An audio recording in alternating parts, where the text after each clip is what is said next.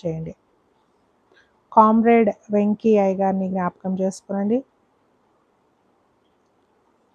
Pastor గారు, నేను love చేసిన అమ్మాయి నన్ను వదిలి వెళ్ళిపోయింది. ఎలాగైనా దేవునికి ప్రార్థన చేసి నా దగ్గరికి వచ్చేలా చేయండి. బ్రదర్ కామ్రేడ్ వెంకీ గారు, దేవుడు మీకు నిర్ణయించిన వ్యక్తులు మీ వద్దకు వస్తారు. దాని గురించి మీరు ప్రయాసపడాల్సిన అవసరం లేదు.